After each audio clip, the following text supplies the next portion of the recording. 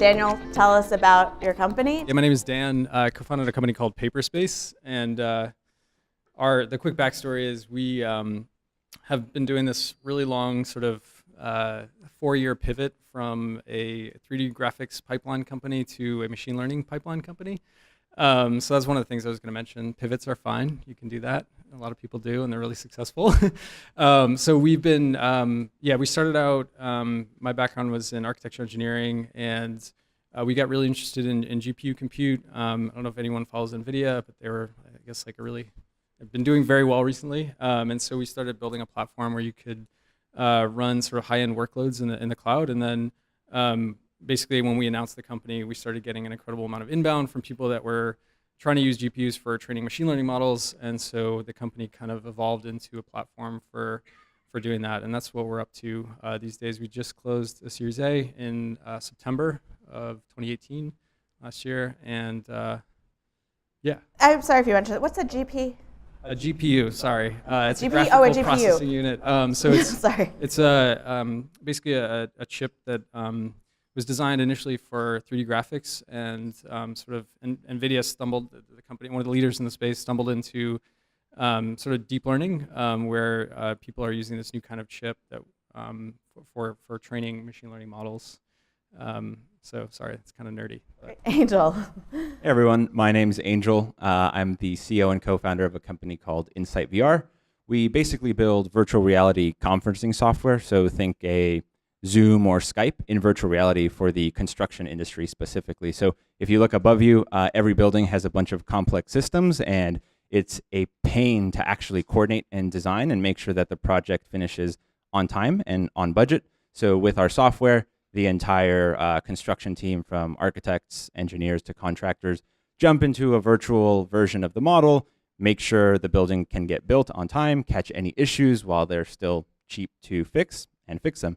I was in the winter 2015 batch with Dan here, so it's been, what, now 4 years. We're still around here, and yeah, I mean, VR is a growing industry. I think it's grown a little slower than a lot of people anticipated, but I think the enterprise uses are the exciting ones. Tell us about Bulletin. Hi, I'm Alana, co-founder and CEO of Bulletin. So we help online brands get access to physical retail space. So we run 3 stores here in New York. We have one in Union Square, Nolita, and Williamsburg. And we've basically set up this membership model where if you are an online brand, a direct-to-consumer brand, an Etsy seller, you could basically pay a monthly membership fee to get access to space in our stores. And it just makes getting your products into stores really simple. And right now we're basically evolving the platform where brands will also be able to connect with other retailers outside of Bulletin. So making it where, they just have a lot more selling opportunities. And we did the winter 17 batch, and we also just closed our Series A too.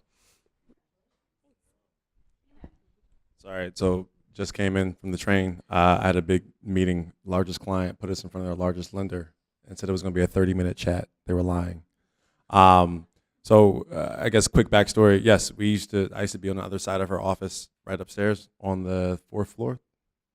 Yeah, fifth? Fifth? Yeah. I used to sleep on the 4th floor, that's why I remember that one. And we were in the same batch back in winter 17. So Keenan Williams, co-founder of Resi.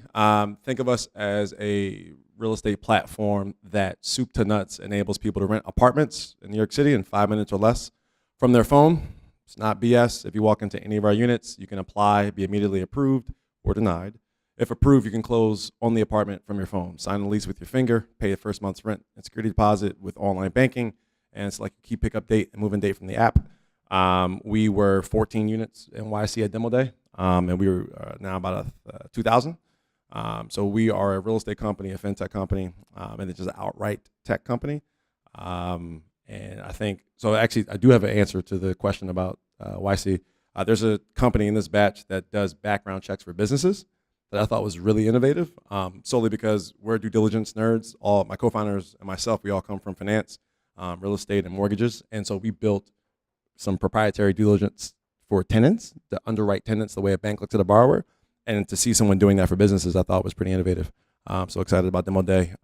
What's the name of the business? I gotta look at my phone, but I purposely put it over there so I won't be on it.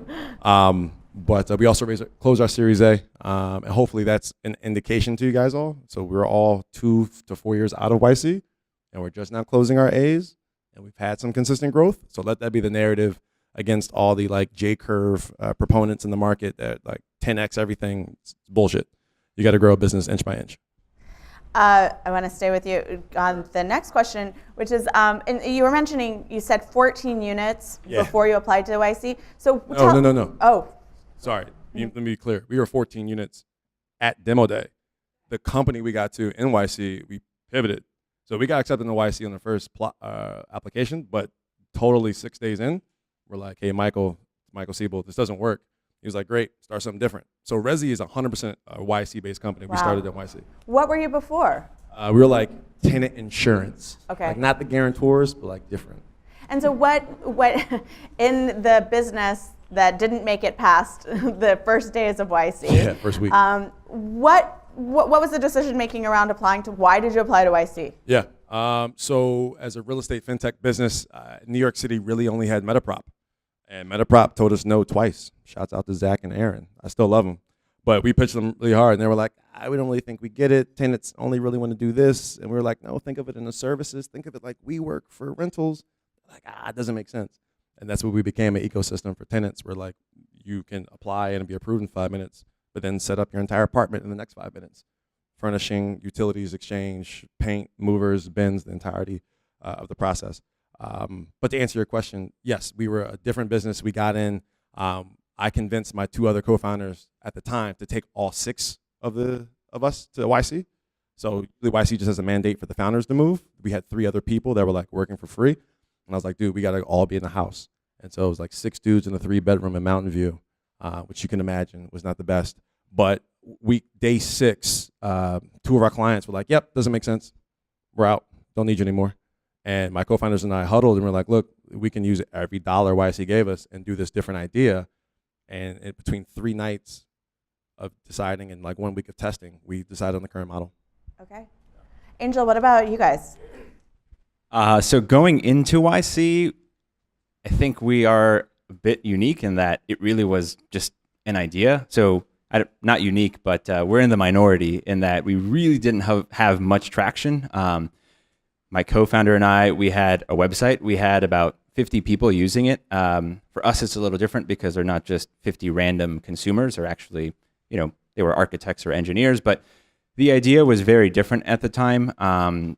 We showed up to the YC interview. We showed them a demo on what at the time was these like cardboard viewers that, like what the New York Times sends out and you put your phone into. But that's really all we had. But we knew there was a problem in the industry, and what we had built, filled some sort of need. And so for us, going into YC was more about actually getting those first initial customers because, it was nothing more than a seedling of an idea going into YC. Fair. We only had 2 clients when we got accepted. What was that? We only had 2 landlords on the platform when we got accepted. So what do you think that Angel, what do you think that they saw in you?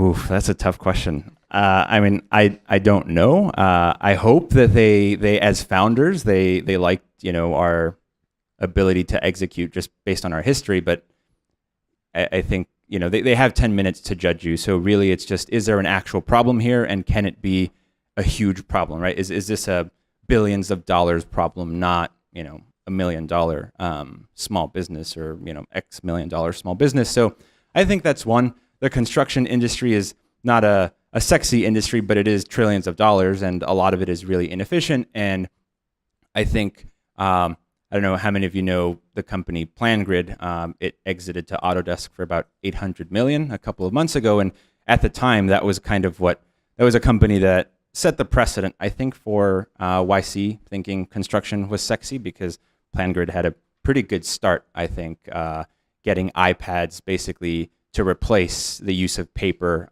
in construction projects. So I think it was really just an industry, a real problem, and a massive opportunity fixing that problem.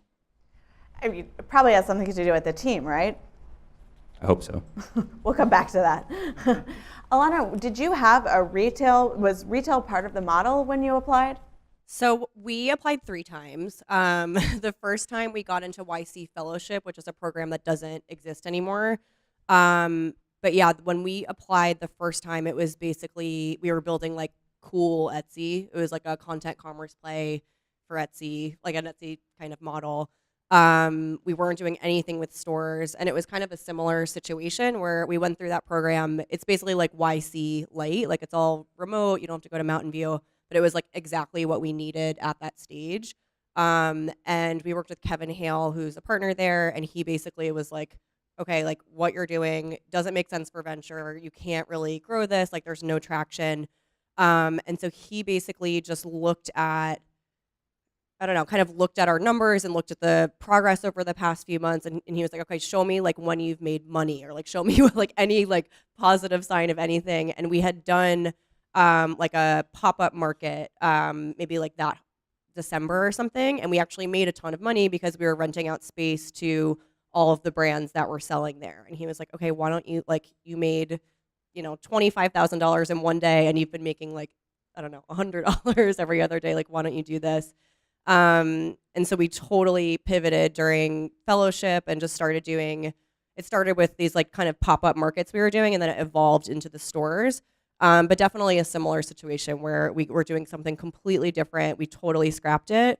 And I feel like YC is really good for that, as far as just helping you wrap your brain around like, okay, it is actually totally fine to start over or to make a major pivot. Where I think when we started the business, our mindset was like, okay, well, this is the business we started, and we're just going to keep going, and we're going to keep doing this. We're like, they're like, no, like you should figure this out and give yourself the freedom to kind of, I don't know, see what else is out there. And so when you did actually get into YC, this was with the retail element in place and having gone through the fellowship program. Yeah, so we went through fellowship. We applied again and didn't get in because we hadn't really started the stores. And then the third time, we had one store. And I think this is the first time where we always had traction. Like, I feel like we always did a good job of like finding a way to eke out like revenue somehow. But this was the first time I feel like we had like a much bigger vision for it and could show the stores and could explain, how we could open a ton of these, and like how like the MRR looked much better. Where I feel like the other times we didn't really have that bigger vision. They were like, yeah, I mean, you guys have made a ton of progress and the numbers look good, but like, how is this massive? Like, where is the $1 billion idea? And I think the third time we were like, okay, this is, we work for retail space. This could be in any city. Like we told a much better story. Do you know if YC had experience with brick and mortar? Not really. Now it's becoming more common. Like for their like request for startups recently, it was actually brick and mortar, which was interesting. I think we definitely got, and we always get this from investors in general, just pushback on the brick and mortar side. And the fact that like the growth is more linear because of that. I think at the seed stage, a lot of it comes down to the story you tell and the vision you have for it. It's like, yes, we have 3 stores right now, but there's a million things we could do with this on the platform side. There's a million ways to expand this, and just being able to really clearly paint that picture. But yeah, it's definitely, I mean, even when we were raising our Series A, we still had people being like, ew, like physical. I don't want to hear it. Yeah, it doesn't stop. And I also, Daniel, tell us a bit about where you guys were. I know you've had quite a bit of change since YC, but where were you when you decided, and why did you decide YC was a good path? Yeah, so I think we were super early in the tech. Like we had this really buggy demo that barely worked during the interview. We did not have a business at all. And we were just really interested in the sort of pure like the technology. And I think it was interesting because I was almost shocked that that we would get into the program, and then learning more about it over time. I've learned that I think it's actually their motto, like no company is too early, and so that's something that like I think is a good takeaway just for anyone applying, is like they will take purely an idea with no traction, no customers, no execution. And my co-founder is he was just pitched a really big vision for the company, is really good at that piece. And I think that's a big part of like my takeaway from just companies that are accepted into YC is making sure that, it's a very ambitious project that you're taking on, and like, what YC will, you have to fit into the kind of mold of not just YC, but also sort of like the venture community at large, and really that entails having like a vision for something that, when you're, for us, we were just coming out of graduate school, and numbers like $1 billion sounded so massive to us, or $100 million. And if you're not pitching a $10 billion company, you're just like, they're just going to be like, no, not for us. And so we took that to heart and pitched this like really grand vision for the sort of future of cloud computing. And, we're fortunate to get in. But yeah, we were super early. And what was cool about that is that, there are a range of companies in YC. Like you'll see companies that are past their Series A that have thousands and thousands of customers that have a ton of traction. We had GitLab in our batch, and they were pretty far along, and I think they're already a unicorn at this point. There are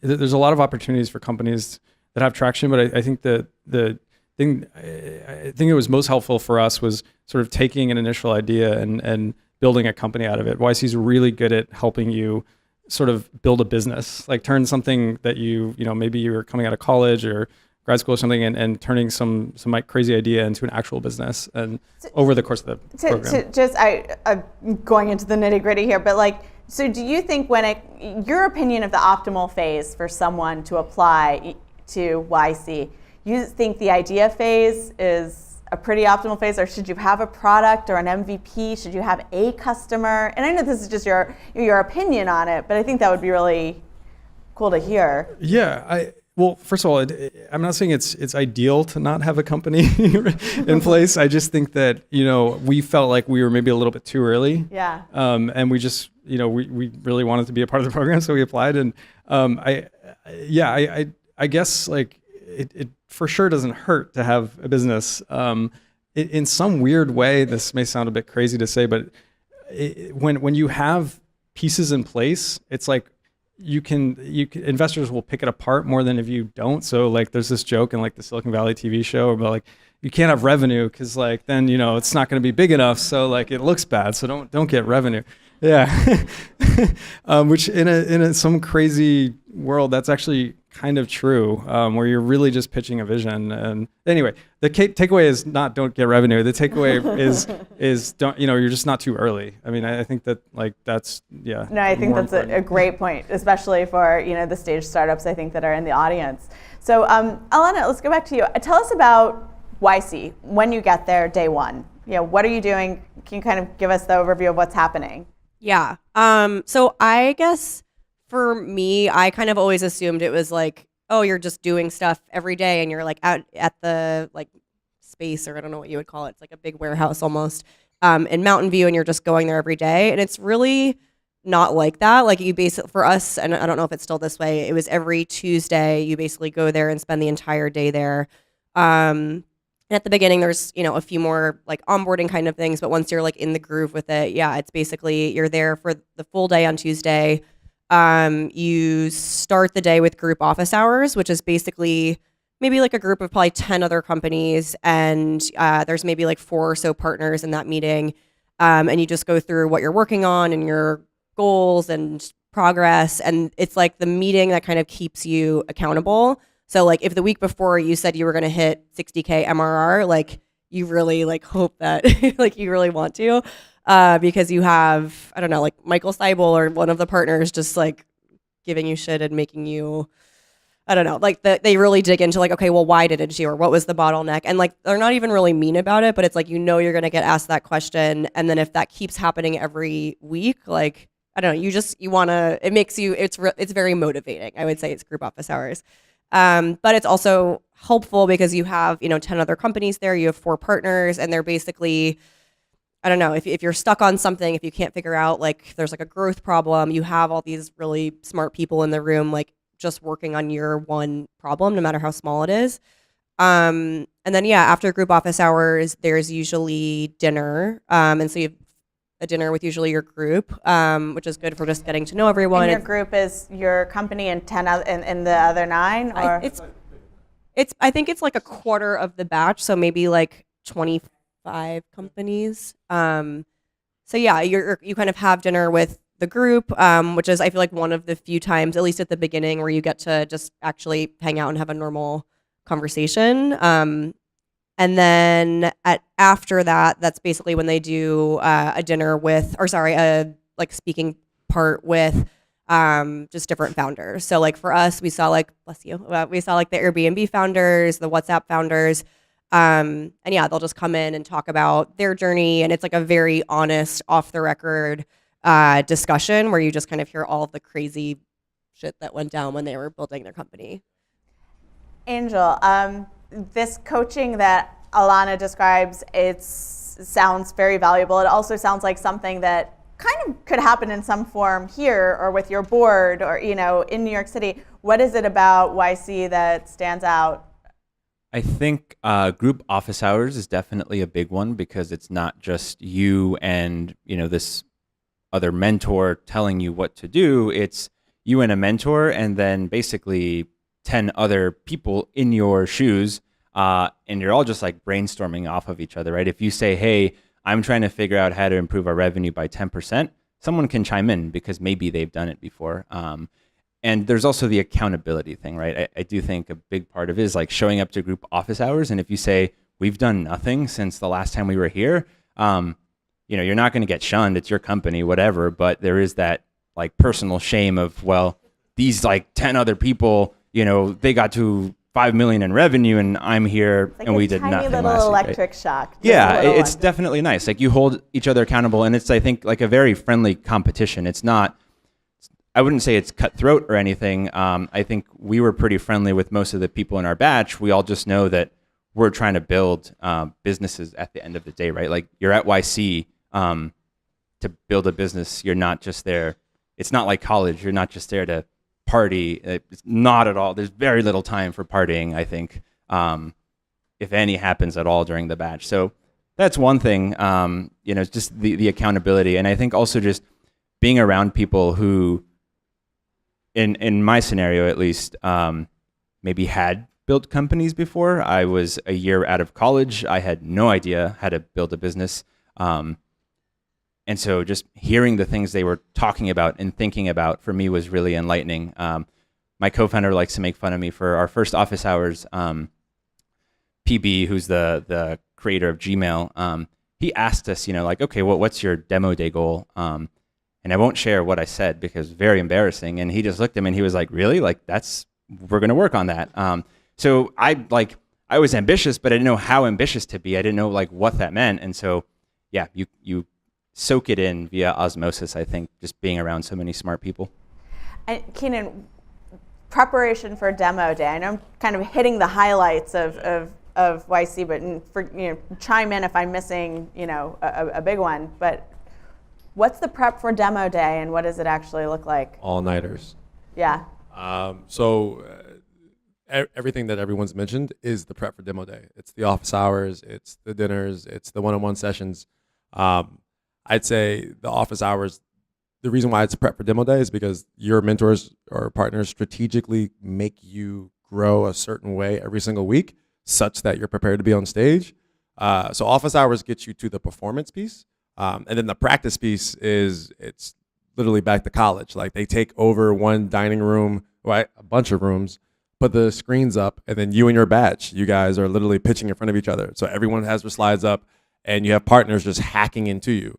I'd say the partner that gave us some of the best feedback on our demo day pitch was the ex-COO of Zynga, Marcus Siegel, who's now a client of ours because he owns some real estate in San Francisco.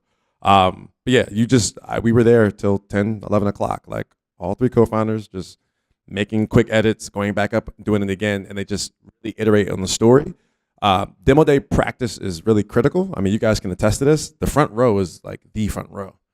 Like and all co-founders have to go up. So like whoever pitches is fine to be on stage, but the rest have to stand there like under them and look at the stage. And it's daunting. The front row at our batch, we actually went first on our demo day for our batch. And you had Tim Draper, Vinod Khosla, Mark Rabios, the guy that owns the Cavs, who has a big VC fund, like everybody. So it's not like hey, I'm here at Ali, going to pitch, walk you through it. Like it's literally billions of dollars represented that can write you checks day one. And they know that. They know it's really intimidating. Some co-founders freak out right before they go on stage, and panic attacks and things like that.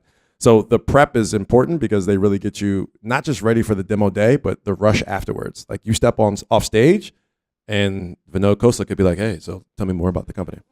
And like you better be able to answer his questions. So I'd love to hear from anyone. So what were the outcomes of demo day? You went through this grueling process. We're different because we all had investor day, and they don't have investor day anymore. So like usually, I just found out. We didn't have that. They didn't investor day? Oh, we definitely had it in 2017. Well, they don't have it anymore. Okay. But so, they should definitely speak to it. But ours was you get off stage and you go to your booth, and it's like a big speed dating effect where all the companies have little chairs, the co-founders on one side, and then you're one chair on the other, and you have an itinerary every 30 minutes for like 11 hours. You have VCs that matched or liked you during your pitch. And if they match and they like, and the algorithm meets them, they show up and they're like, all right, 30 minutes, get the check. And literally investor day right after the stage is where you're like, yeah, we're raising the X at this valuation. Next guy comes, okay, check. Like it's real, like it's right there. So you gotta be ready. So you guys had a different experience. What was the format We for didn't you? have booths for booths? one. We just had to So walk to give around and context, introduce ourselves. These two were 2015 and these two are 2017. Okay. Well, it's back to that. It's definitely that. Yeah, so we just had to walk around. So one thing we did for a bit of an unfair advantage is we're a VR company. So we said after my pitch on stage, I said, we'll be the guys wearing VR headsets. And so we just put headsets on our head. So if anybody was interested in talking to us, they'd be able to catch us because there's like 100 companies and then there are hundreds of investors. So there's a lot going on. I think the word that a lot of people like to use is it's a feeding frenzy, right? And so that is one thing that I think I'm always transparent about when I talk to other founders is that like my perspective of fundraising is very skewed because we stopped demo day and there were people asking to talk to us. And they know that there could be, 30 other people who are also wanting to talk to us. And so being that first check, they have an incentive to do it versus, if you just go and schedule meetings with people, it's a little different. But that is, I think, one of the best advantages of YC is that it all culminates in demo day. And I think to tie it back to something else we've been talking about, one of my favorite parts of YC is that there's no way to cheat the system, really, right? Like you just have to grow. That's it. And you have to have like a core metric that grows. Otherwise, you're either not going to raise money or the people around you will kind of know, right? Like on Twitter or other places, you can kind of fake how well your startup is doing. With your batchmates, everyone sniffs it out pretty quickly. And the partners also know. Can we go back to the outcomes? Like, so what happened, immediately post YC for you guys? Did you raise money? What were some of the outcomes, Yeah. or was it kind of a lull until your Series A? So, good question. I'll preface it this way: PB, we wouldn't really be here if it wasn't for him. PB gave us like when we spent all of our YC investment money, we went to him and we're like, hey, so it's working. Give us some cash. And he definitely was like, yeah, but I'll give you $1 million. Because he's just like, that's how he doubles down. But he has a saying, he was like, listen, everyone does this at YC. They will figure out that metric. Sometimes they'll try to cheat and hack the system, and it'll be like an easy metric, like daily active users. They'll get to YC, they'll show this crazy J curve on stage, and then 30 days after YC, it flattens out. And they, I forgot what the term is, but like they see it all the time. And so post demo day is you substantiating your team, you substantiating your product and your growth, but you also are literally raising. So there's 200 companies and 1,200 investors coming this year. I just found out. And so when we were doing it, it was at the museum. There was a Starbucks across the street, and it was just two places to raise. You either raise in the hallways where people are walking up, tapping your shoulder, or like if you made contact, they were like, hey, me and my entire investment committee's at Starbucks, come over. And like then you walk over to Starbucks and you're holding court. And you literally have a line of people. Like it's the YC premium where like everyone knows they're going to a little bit overpay, but they want to be that first check, and you're 100% right. That's how it works. So you can't get excited by it, because that's also a false metric. Like just because people gave you money has no indication if your business is going to be successful, like at all. Like I'm totally in the camp of if knock on wood we're successful. I start investing in startups.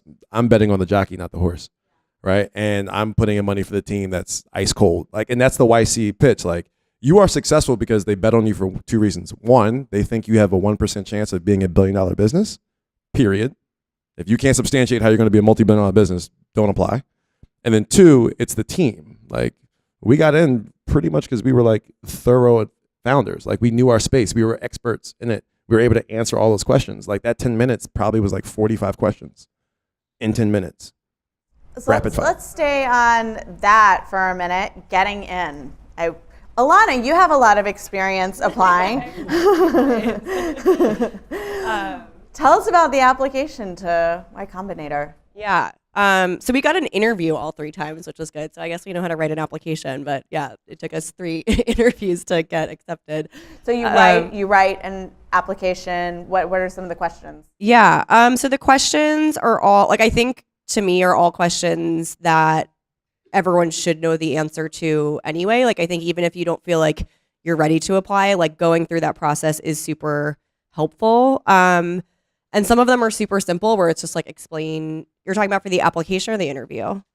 The first thing is the application, right? On the application side, it's definitely a lot of questions, but it's pretty simple, straightforward questions. Just, like explain your company, what are the metrics you're focused on. I would say the biggest thing for the application is keeping it like succinct and clear. I've edited and proofread and just like looked over a lot of applications, and people write like way too much stuff and it's like not clear. Like I think it's definitely worth taking a ton of time to like make it really short, like short sentences, not too many sentences. And just make it as clear as possible. I don't know which partner said this, but I've definitely heard that like one of the reasons, like I don't know what the stat was, but they reject a ton of companies because it seems like a good idea, but they're just not really sure because the application wasn't clear. So like have someone proofread it, like really spend the time to copy edit it. You have to create, I think it's like a 1-minute video. For that, I feel like same kind of thing, just like make it clear, make it so they can understand you. It doesn't have to be any kind of fancy graphic, like don't bother with any of that. Just make it like clear and I don't know, show your energy and your excitement for everything. But I think the biggest thing is like, short, clear, like let them get it. Is there a video? Yeah, there's a video. It's like a 1-minute video you have to submit. Mm-hmm. Not like a fancy edited video. It's like you in front of a webcam. We filmed ours at the alley, actually. Yeah. Yeah. Why do they do a video? Because they want to see. Oh, microphone. Well, to your point, you hit on the head. The concise text has to be married with the concise pitch. Like the reason why you can get in early is because they're like, okay, you didn't really do much, but you guys or gals really know the space. Like you guys are true experts. It's easy to see it in 60 seconds. Also, for context, your demo day pitch is only 2 minutes, so it's only twice as long as that video. So if you can nail a good video, your odds of nailing a demo day pitch are a little higher, I think.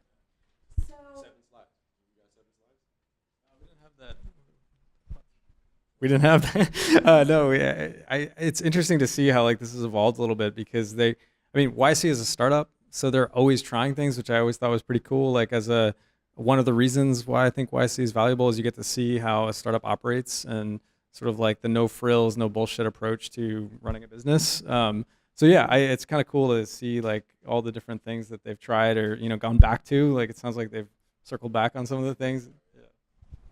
So I just want to ask a little bit more about the video. What do you just get in the video and say, get in the video, you crawl in, you just say what your business is and that's it? Yeah, it's just describing the business. Like it's pretty straightforward. I don't know what they tell you to do exactly. I think it's like a quick pitch for the business. I think we talked about like our metrics, like whatever the 3 most important metrics are. And that's kind of the same way the interview goes too. Like you want to just be like, here's the super important things that like you can't forget, like just listen to this. Cause they're reading, I don't know, again, I have no idea what the number is, but it's like an insane, is it 10,000? 10,000 applications split over however many partners. Like they're reading a ton of them, and so you want it to be like, okay, I get it. I want to hear more. So you get asked for an interview, and is it on the phone? So what then happens? So you get an email that's like, we want you to come to Mountain View, and you freak out. Yeah, I remember the first time, it's the most freaked out. And you basically schedule a time, and then you fly out to Mountain View. And it's, I don't know, for me, especially the first time where I didn't know like what I was getting into, it's definitely very nerve wracking. Because you get to YC and it's just like this big warehouse, and there's like a ton of other founders that are interviewing and are also just equally nervous. And I don't know, it's just like not a fun place to be. And then the interview is like 10 minutes long. It's super short. It feels like it's 2 minutes. And there's usually like 3 to 4 partners in the room. And they always start out by saying like, tell me about what you're working on, or like, what's your company, or just something very simple where it's like, basically give me a 1 sentence or 2 sentence pitch on what you're doing. And then they just like rapid fire questions at you. And I would say for the 2 times it went well for us, we did a really good job of like directing the conversation where, we went in there and we were like, okay, there's 3 or 4 things that are actually objectively impressive that we've done, and we want to make sure that we get that across. And we just were like, I don't know, like politicians about it, where they would ask something, we're like, okay, but like, let me tell you about GMV or like whatever it was. I would say the second time when we didn't get into fellowship or core, like the middle time, we just let them take us down this rabbit hole of like, I don't know, just like weird questions that weren't really relevant, and it just kind of spun out of control. So I think, yeah, you definitely want to kind of like control the conversation as much as you can. And I mean, you have to answer their questions. Like they'll call you out if you don't, but like get the good stuff in. Yeah. Yeah. Yeah, I was just gonna add something. The other thing we just didn't talk about yet was like oftentimes during the interview you'll do a demo, and demos are super important. I think. I don't know. I guess it depends on the business, because I think for demoing brick and mortar it's probably a little bit harder. But I would say like the demo won our interview, and like again, like it probably doesn't work for every company, but they will like walk over to your side of the table and like watch your demo on your laptop and make sure it works. And I think it's a really good way to communicate. If you have a product that can be communicated that way, it takes away from some of the questions that can destroy an interview. So it's like a moment to just like check out the product, and I don't know. Did Resi have a way to display the product at the time? So really good question. They actually did ask us. They asked us if we had a demo. We didn't, because at that point in time, it was a totally different business model. So like Resi was not doing rentals the way we are now. But the rapid fire was intense. So we walked in, we sat down. There were 5 partners. At a couple softballs. Are you full time? That was a mandate. No part-time founders. Either you quit your job and or you're asked to leave. The second one is, how long you been working together? Did you just meet at a meetup, or do you actually have some experience working historically together?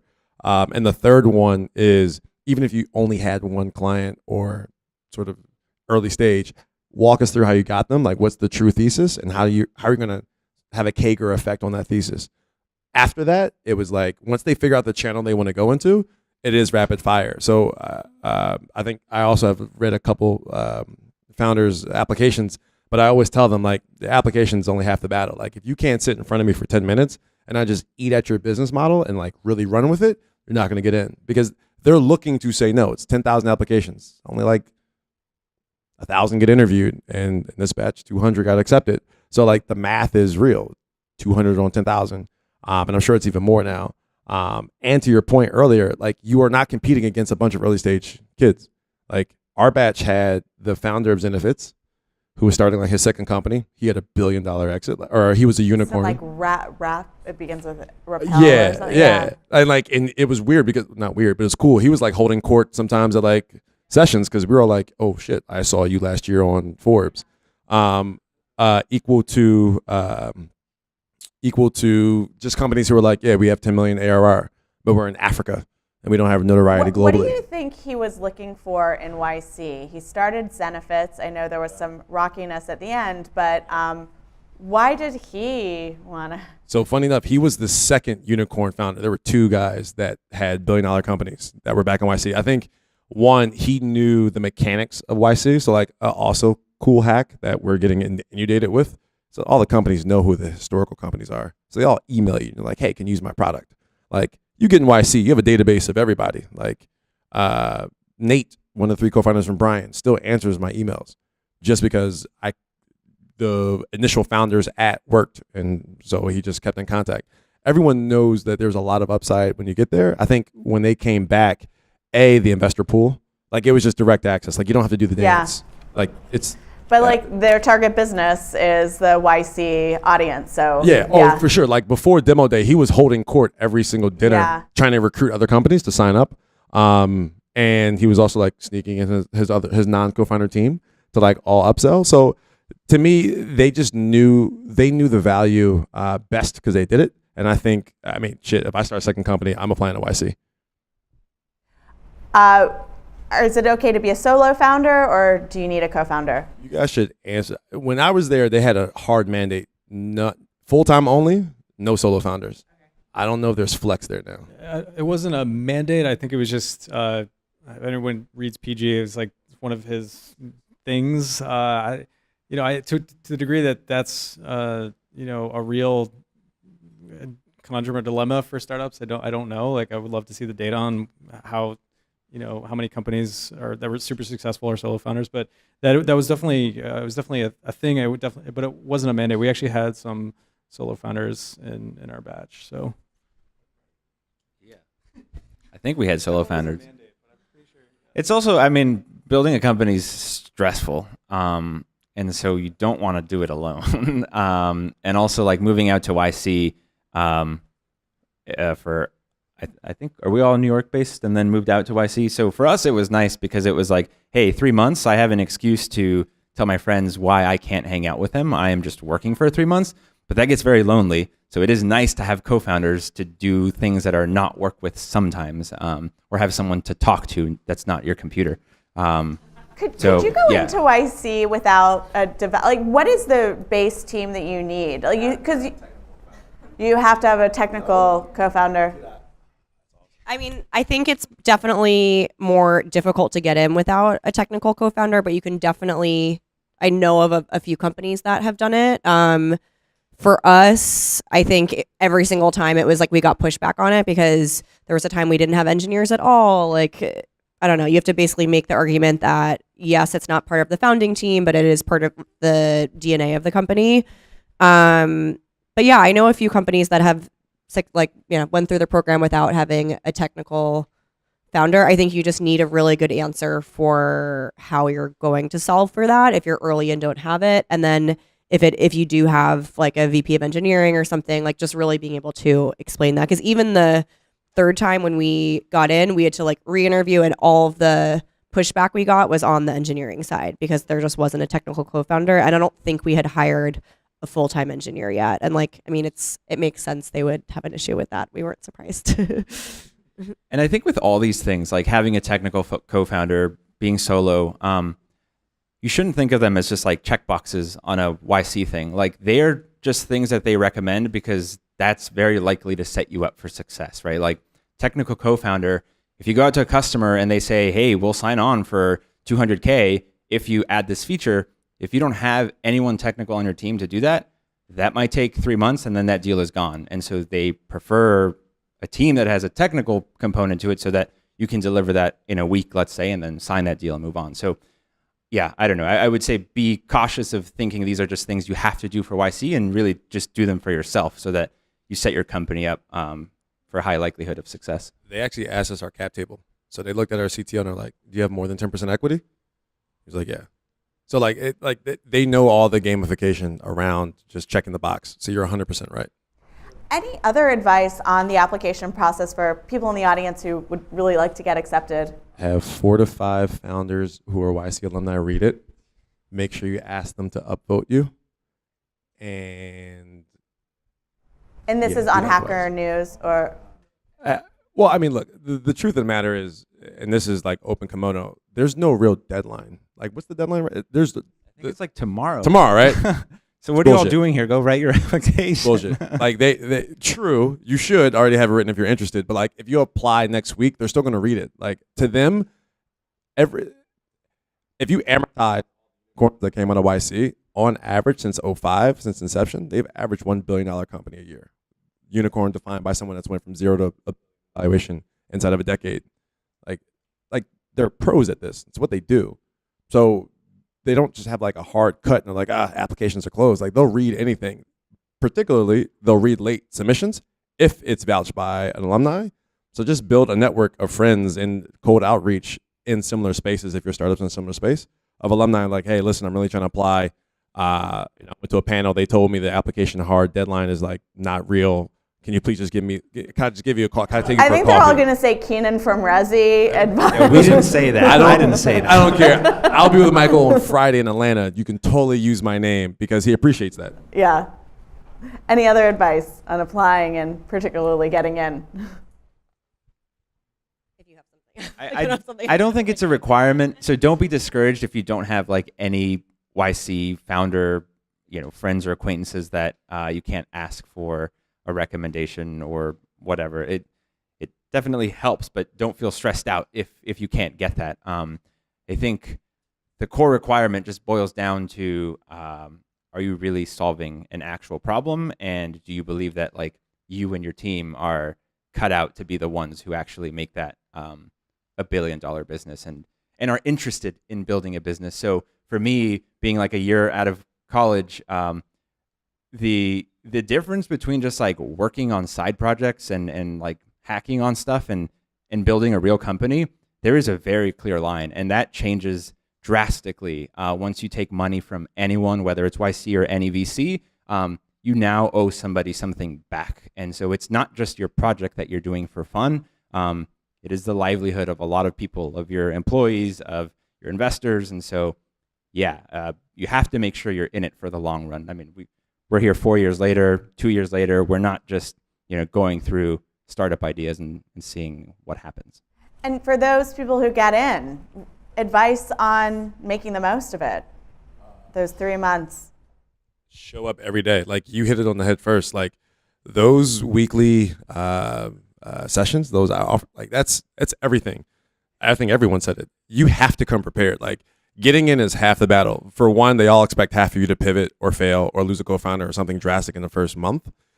They're like nothing will shock them. But that week over week growth piece, like if you don't have the mentality where, prime example, we're like, oh yeah, so sorry, PB, we got to pivot. He's like, all right, cool. What are you going to do now? It's like, I think we're going to cold call Craigslist listings and offer them 1 year's rent up front. He was like, great, do one. Came back, we did one. He was like, okay, how long did it take you? 4 days. Awesome. Do 2 in 2 days. And they were like, all right, great, we did 2 in 2 days. He was like, great, do 4 in 1. Right. And then Michael was like, stop cold calling, just like Uber people with cash cheers checks and show up at their apartment. He's like book a showing and then show up with the cash and like I'll do 1 year's rent up front. So that is, and they were dead serious. Like their mentality was, I don't care if you go from 0 to 15, show me the methodology behind it and like have the grit to do it. But yeah, I mean, to me, the office hours, you have to take advantage. YC is, think of if I'm a waiter and I have a plate of food. So, and I'm a waiter walking around Harvard. Every kid at Harvard isn't going to jump and grab that plate, right? But Harvard aesthetically would be the best of the best. Like if there are 5,000 freshmen, I bet you only 2,500 freshmen actually jump and reach for that food. That's exactly what YC is. They'll take a bunch of companies, but it's easy to see in that 3-month process who's going to be really fucking hungry. Like who's like walking up to Brian Chesky afterwards and was like, I don't care if you're worth billions of dollars. Like you used to have meetings in the bathroom at your old house in San Francisco. Like, can you walk me through X? And they love that. No different than like Siebel, who's a 2X, almost $2 billion exits, or PB, who created Gmail. They love that just unabroached confidence where you're like, listen, I'm trying to go from 1 to 3. And that's the mentality they love. Because if you could go 1 to 3 consistently, then you could go to 50 to 5,000. But that's the core curriculum. Like take advantage while you're there. Reach for that plate of food because everyone doesn't do it. And the ones that do, they'll be here 2 years, 4 years later. I think also just really listening to what they say. And I mean, to kind of piggyback on what you're saying, like, I feel like when we started, especially because we have like a kind of less traditional business for YC, like we were like, oh, like, do they really understand retail or the consumer piece? And I feel like we were hesitant to take all of the advice. But yeah, I mean, I think it is just this machine that they've built. They know how to fundraise. They know how to, just make you talk about your company the right way, to use the right language, to like talk about it with like the right size. And yeah, I think just using every opportunity to get in front of partners, talk to the people that show up for dinners. And even the network there, like there's 300 other founders, at least when we did it. And I still will email them for, I don't know, who's your recruiter, or do you have a good coach that you like? Like, I feel like all the questions that I need help with, like those are the people I go to. And so, yeah, I think you want to take advantage of that network because you have, I don't know, 300 people that are all dealing with the same stuff as you. Daniel, in the changes that you've got, or the pivots that you've made since, has YC been involved as helping, or I mean, have they played a role kind of post program? Yeah, that's a really good question. I was actually going to comment on that because I like YC doesn't end at demo day for sure. I mean, you spend one of the cool things is you can reach out to any of the founders, which is super useful. Like if you found companies that are, if you're struggling with something, you can just reach out to anyone and they'll respond to you just from the network. But I guess, in terms of like the partners, actually YC is now recognized in New York as an actual place where startups happen. So they have, happy hours and stuff. Siebel is out here pretty regularly. So that's pretty cool. But yeah, I would say, we've been in constant touch with a lot of different partners. So, when we're struggling with something, it could be BD related, it could be PR related, whatever. There's always a partner at YC who is, one of the best people in their space to, solve that particular problem. And so, we spend an enormous amount of time, strategizing with the partners, and it's super helpful in the next round after our seed round. Just understanding how to, put an A deck together. Like I'd never done that before. I'd never even seen us. Yeah. And just like what, trying to figure out what your North Star metric is and your KPIs that are important, and crafting the story. And it's just like, these are the people that they've seen thousands of companies go through. And so they have, that high level perspective of what works and what doesn't. And there's no one better position to, VCs kind of have that a little bit. They have pretty good deal flow. They see a lot of companies, but they don't have the inside look at these companies. I think that's what's so important about YC is they understand the nitty gritty of it. Like from these weekly meetings where they're really super involved at the low level with companies, and VCs, get the super high level version, just the pitches and stuff, and they're hiding all the warts and Right. They're kind of between the investor operator spectrum. They really float closer to the operator than most investors. Yeah. So, they take a non-trivial amount of your company. One of you, Keenan said you would do it again if you started another company with the rest of you. Yeah. We would all say yes. Yeah. Hi, this question is for Keenan. You mentioned that you need a multi-million-dollar company idea. Billion-dollar company idea. And you approached the demo with 2 tenants. And I wanted to ask... the application with 2 tenants. Application with 2 tenants. And how much did you have for the demo? 14. 14. Okay. So at the time, you were not a billion-dollar company. And I just want to know, how do you prove to these people that you will be a billion-dollar company? Yeah. So 2 things they harped on in the interview. They actually slowed down the rapid fire. And they were like, how did you acquire your 2 customers? Because that customer acquisition piece is everything.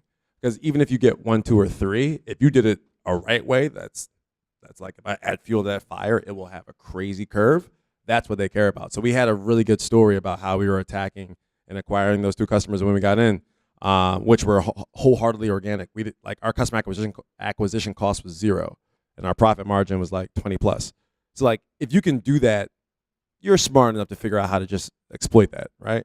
So that's one. By the way, one earlier question. And by exploit, you mean do it over and over. Do it over again. Yeah. Sorry, 100%. Yeah. Multiply it. Multiplier effect is everything. But one thing they did ask in the application, I just want everyone to know this. They definitely ask you, what is one thing you've hustled, or like what's one crafty way you were like, you like made it happen from 0. So make sure you have that story down pat. But what we said, all three co-founders had like a hacky story in life. Like the CTO was like, yeah, I created websites in middle school for IIT kids because he was Indian. And he was like, and I killed it, and they all pay me money. Mine was like, I was like trying to figure out how to play Powerball tickets before I would turn 18. And my co-founder had another one. We then turned around and said, well, we acquired those two customers that same way. Like, and the pool we had was like finance. Like everyone who's on Wall Street that owns multifamily, they have a very high sensitivity to cash flow. And the fact that we were the guaranteed capital, it hit every single node that they needed. And YC, like in the interview, they were like, well, I guess you could just hit up every person that works at a bank that owns multifamily. And we were like, yes, we can. So yeah, so the answer is it's less about the number. It's way more about how you got there. Can I just add one thing really quickly?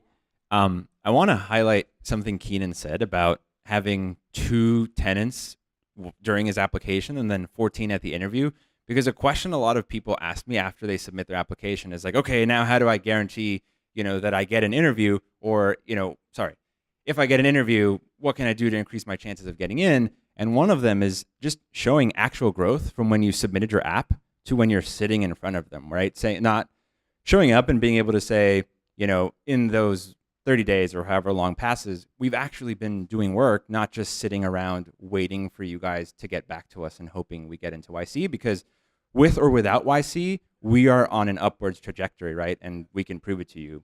Here are the numbers. Absolutely. Like, and no bullshit, those 14 landlords that we got while in YC, 2 of them showed up to the house. They were like, you don't have a website. You cold called my cell phone. You're offering me cash over my phone, and you're saying you'd Uber me to the bank to cash the cashier's check. Like 2 of them 100% showed up at our house and were like, we just want to make sure you're real.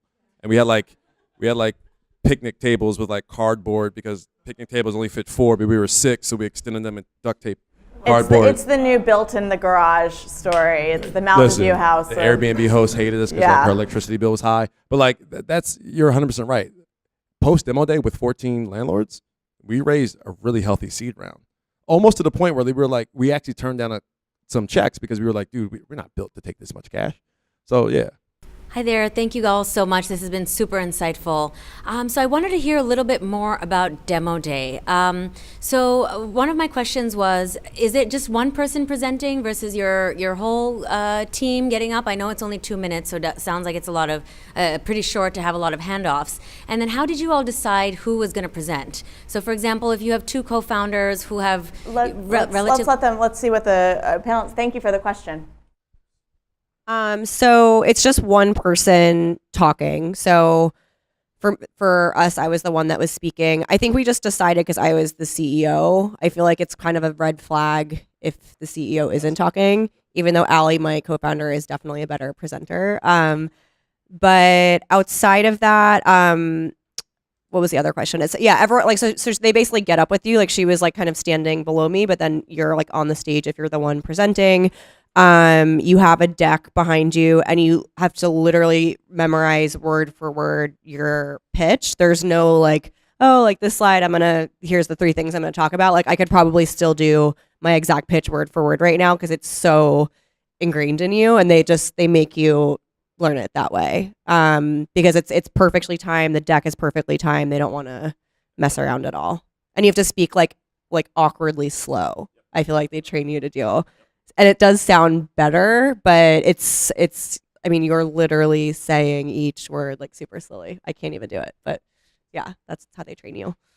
Daniel, were you the technical co-founder, or what was your experience presenting? So my co-founder is very charismatic and is definitely the better presenter. So he took it on, and you're just kind of sitting there really awkwardly looking at everyone in the front row. But it's it was kind of funny because it's one of those things where it's like you're surrounded by a lot of nerds, and we're all bad at presenting, and with a few exceptions. But what you learn is that your co-panelists are flattered. What you learn is that like anyone can give a good presentation. Like you watch Steve Jobs present the iPhone, and it's like you think these people are just like innately good at giving, presentations. That's total bullshit. Like every single word out of that guy's mouth was rehearsed over and over and over again. And it's like, you learn how to do, I mean, they coach you, but a lot of it is just like watching Steve Jobs videos and like understanding what's impactful and like how to craft a story or, but yeah, it's like every single word matters. And this is something I learned, after YC. Like we do a lot of, speaking engagements, and it really, like you just have to prepare for like a really long time. We had a total flop. It was an alumni demo day, which is, I don't know if that's still a thing. Yeah, so that's like, was it like a few days before or the day before? The day before, yeah. And we totally bombed, and then we had like one day to fix it. And it's like probably the most important couple of minutes of your life. So random question. Were there any co-CEOs in your batches? Is that a thing? Yeah, Keenan has the... First and foremost, the answer is YouTube. So everything you need for YC is on YouTube. They have the 60-second demo videos for the applications. They have like the 10-minute interviews. I think they may even have some pitches. Before we even went to our interview, we studied YouTube for like 6 hours in our Airbnb because I made them, and I was like, you guys got to hit it. But to answer your question, what was your question? Co-CEOs. Co-CEOs. So they're really anti that. So Sean and I had a company before we then connected with Hirsch and created Resi called YDC. In YDC, we were both co-CEOs. So we were very used to handing off the mic to each other. So day one, did they make you do the thing where it's like 3 slides, tell your company and stand on stage? So we did that, and Sean went up and he was like, yeah, Resi, yada, yada. And he hands off to me. I step on stage. And as soon as I'm done, PB was like, don't ever fucking do that again, dude. It's one person that talks. It's one mic. Actually, I think Siebel said that. But yeah, they're very for CEO talks. It is what it is. It's why they're CEO. They can't do it in YC. They definitely can't do it outside of YC. Yeah, so I don't care who's the most charismatic person.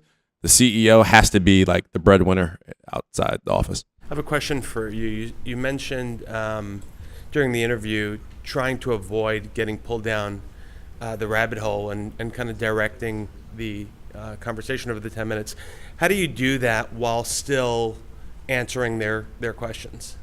I think this is a question about kind of controlling the conversation enough to not be sucked down a rabbit hole. Yeah, it's definitely feels kind of like politician-y, I feel like, because you need to answer their question. Like they're going to call you out if you don't. But I feel like it's finding a way to weave in other things that you want to talk about. So if it's something where, I don't know, they're bringing up like scalability issues, you can maybe use that you answer the question, but can use that as an opportunity to talk about like how much you've scaled, or I don't know. I think it is kind of a weird dance that you have to play, but I think, if you're talking fast, a lot of it's just like talking fast enough, I think. And I think if you're talking fast enough, you can kind of just get more information in. And if it's something where, let's say your 3 or 4 things are actually super impressive, like they're going to pick up on that. So if you're like, oh, well, we're doing 60K MRR, they're going to be like, okay, like tell me more about that. And it's like less weird that maybe you just brought up something that had nothing to do with their question, but you just want to get it out, because the worst feeling, and this definitely happened to us 1 or 2 of the times, was like leaving it and being like, fuck, like we didn't even tell them about like this crazy number. And like, yeah, it was in the application, but like that was so important, and now like they don't even know about it. And I mean, you're just going to think of all the things you didn't say. So like, I don't know. It's just kind of finding a way to like force them out during the 10 minutes.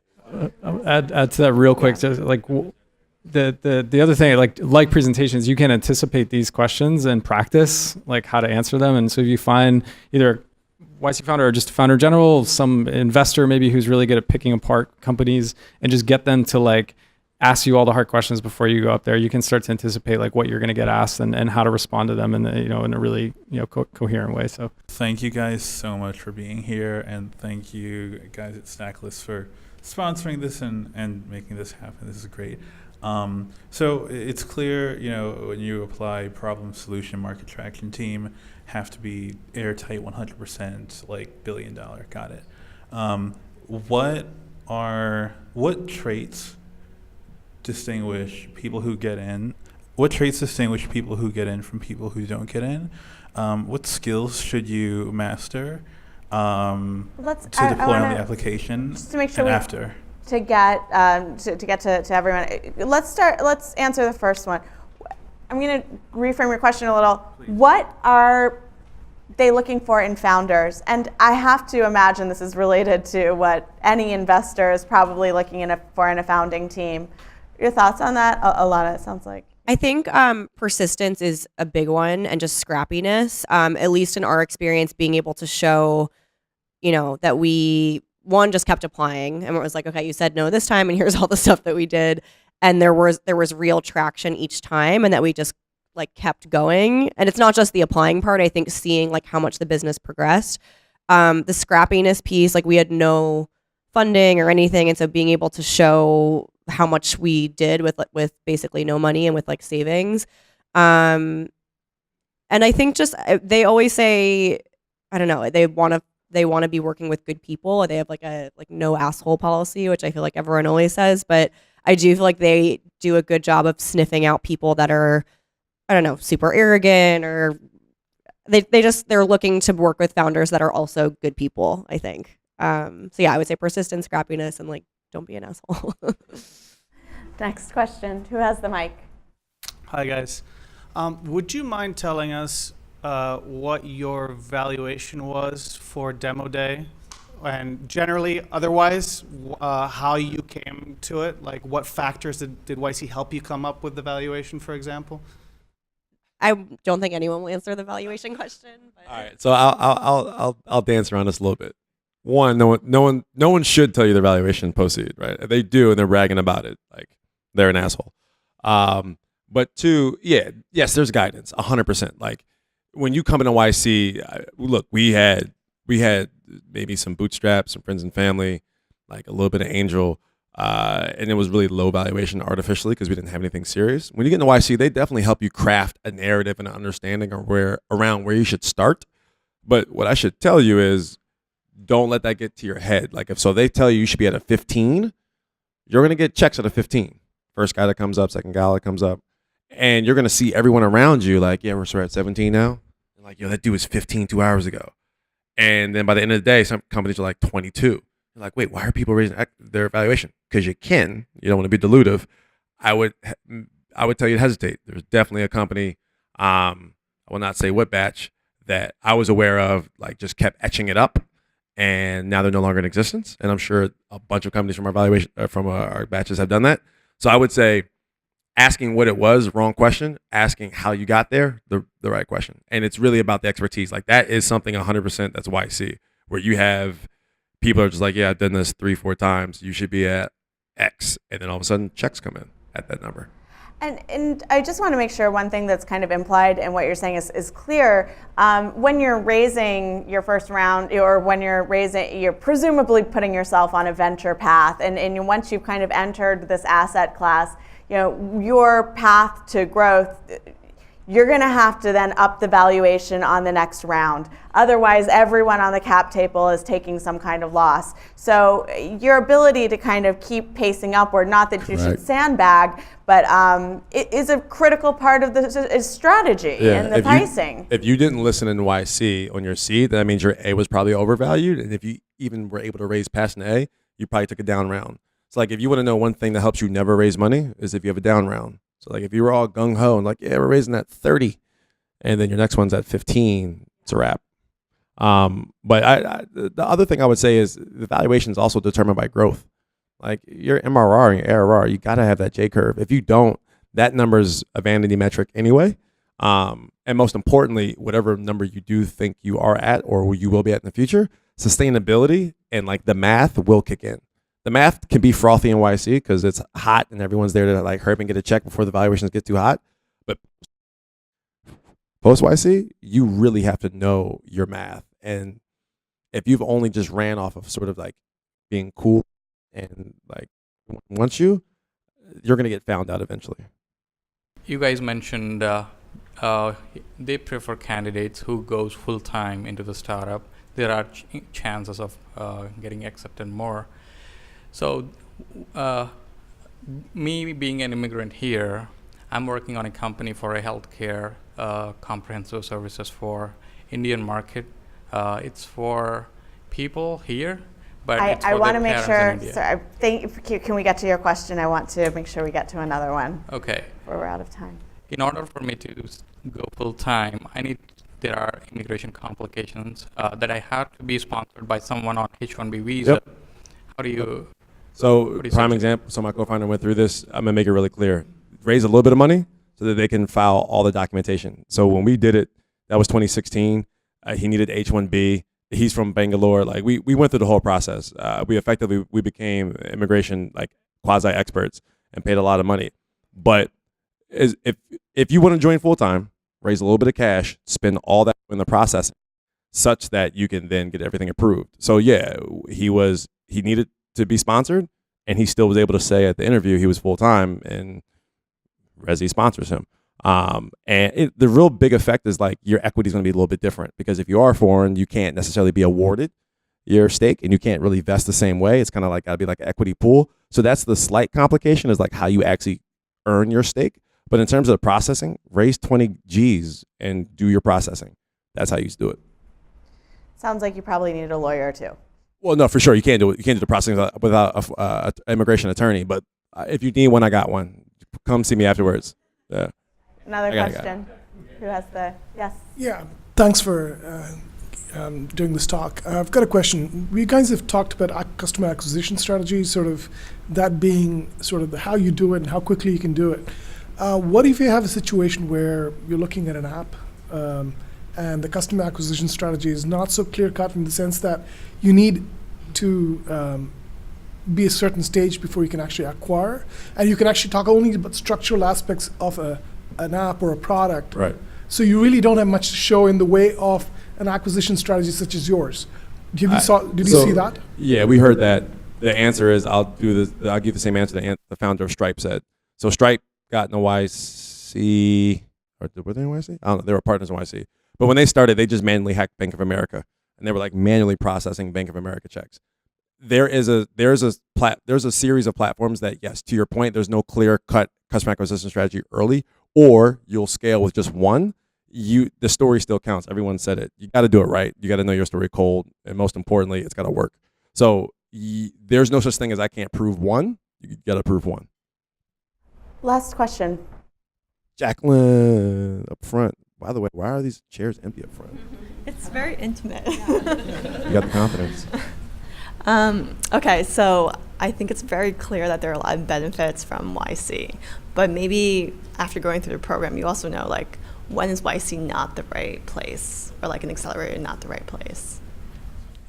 I know one company that dropped out because YC just didn't have their expertise, and they're killing it. But they were a cosmetic company on a very specific niche, and they're doing well. They're based in New York City.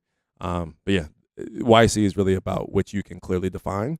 So the founder told me she had a one-to-one with Michael and explained why she didn't think it was right, and they left in month one. And she said Michael was like, "Yeah, you're 100% right. We're not for you. So know your business." I think the question too is, what types of companies do venture make sense for? Like, I think for a lot of consumer companies, for a lot of direct to consumer brands, like, it might just not make sense to get on the venture path. And YC is like, if it goes well, you're like on that path. I think, like, for us, for example, what we started with was very consumery and like probably shouldn't have been venture backed. And I think we wanted to build a bigger business, and we wanted to do like the crazy venture thing. But I think for a lot of people, if it's a consumer business, like, I'm trying to think of other examples. Yeah, just like a normal brand, like a lot of times, like, try and bootstrap and build a profitable business. Like, I think venture is not for everyone. YC is not for everyone. I think it's great if you want to go and build something massive and raise a ton of money and have that slim chance of it working out and like go through all the craziness. But there's tons of them, especially in New York. I think there's just tons of really incredible businesses where maybe they did private equity in some cases, maybe it was bootstrap, maybe they did a debt. Yeah. And so there's other ways to build a business. And I think venture and YC is really actually not right for things, especially where it's more of like a linear growth model, the way consumer is. In Q2, we're going to be hosting an anti-fundraising panel. So we'll be going down that path. Any last thoughts? No? Let's. I got one. Yeah. a lot. Like, please listen to what she said earlier. Like, that wherewithal, grit piece is everything. Like, that's what's going to carry you. Like, you're talking about a brick and mortar business that got turned down 3 times. Why? Right? Well, maybe couldn't answer the questions. Maybe didn't have the model that they thought made sense, but she still got in. And by the way, you know Dominique Fines? Remember Dom? Yeah, she like loves your company. Like, oh my God, she talks about the event manager of YC like literally told me about her when I sent her the link in depth. So you if you can't prove that you can just cut the bullshit, give up everything, sacrifice, and move forward, you're not gonna forget YC. You're not gonna move anywhere. Like, I think who said it? They call out like if you come to the interview like, yeah, I'm from Stanford and I have an MBA from MIT and I've been coding for 20 years. Like, they're gonna like, there's a series of questions we can just eat that up. They'll cut that apart. Like, pedigree and resume actually you should be the antithesis, because you should be able to prove that no matter what your background said, you were able to show or etch up some sort of growth. That's what's going to be the line of demarcation from separating you from the have or the have not. Thank you for coming, and thank you for your great questions.